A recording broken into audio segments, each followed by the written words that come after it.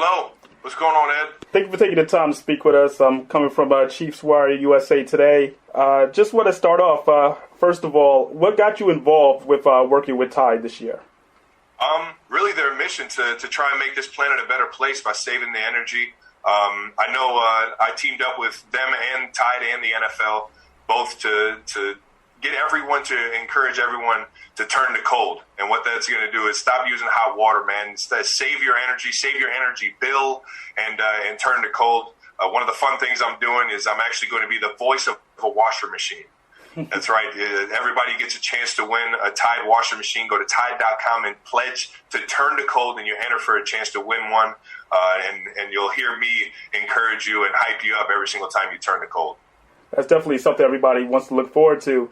Now, I got to ask you, obviously working with Tide, just on your own scale of 1 to 10, what is your laundry skills like? How would you place yourself? Yeah, man, I got pretty decent laundry skills. I would say, I might not be the most experienced. I might have to, read some tags, look up some stuff online, but for the most part, I got everything handled.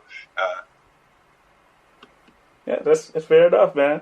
I do want to ask about the game on Sunday. Congratulations on the big win. I have to, in regards to what you guys were going through, obviously coming from behind, in the fourth quarter, you guys fall behind by 9 points, and then everything kind of picked up. What was the mood in the huddle going into that drive, leading into Tyreek Hill's 75-yard touchdown pass? Well, it was the first play of the drive, so I was mentally trying to get prepared to sustain a big drive. One of the biggest drives in the game, knowing we were down by 2 scores. We typically, when we're down by 2 scores, go into a certain mode to kind of pick up the tempo. And sure enough, the first play we hit for a big score. And what it does is it just puts you at ease. And it gives you confidence that we can just put a touchdown up on the board that fast. I know a lot of the offensive linemen were like, oh, man, that was easy. They haven't experienced that Tyreek Hill, that Patrick Mahomes, the Tyreek Hill bomb, that connection where it just everything happened so quick, and now we're back on the sidelines hoping the defense can get us that ball back. It was just fun. It was fun, and every single time that I get a chance to go out there on that field, man, you just have to go out there with the guys next to you with the right mentality. And we're fortunate enough we got a lot of good leaders in this locker room to go out there and do that like we did. Speaking of Patrick Mahomes, how would you describe the chemistry you guys have over the past couple seasons with all the big numbers? I think it's just it keeps growing. It keeps growing on the field in terms of chemistry on the field, and it's not just me; it's this entire offense. It starts with Coach Reed being able to be a great teacher of the game, but a great teacher in terms of play calling, so that we all understand the intentions of the play caller. And from there, it's just going out there and making sure I'm in the right places at the right time for Pat, or making sure that I'm making that extra block, or doing the right things to get somebody else open. And just being an ultimate team player out there. And I think it's growing, as well as Pat's chemistry in this offense and everybody's chemistry in this offense.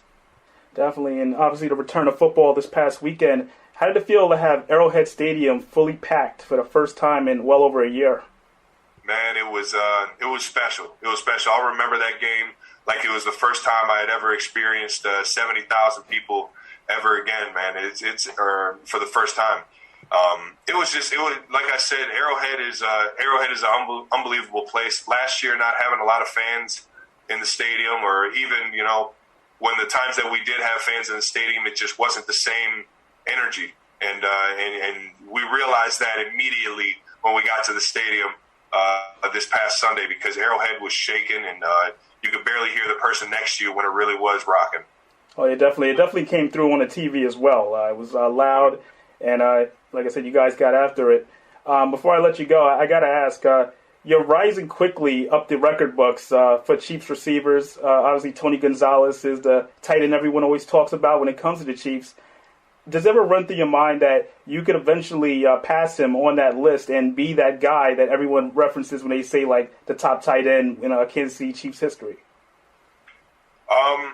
I try not to think about that. I'm still trying to fill Tony Gonzalez's shoes here in Kansas City, man. What that guy was for this community and how he went about his work as a professional.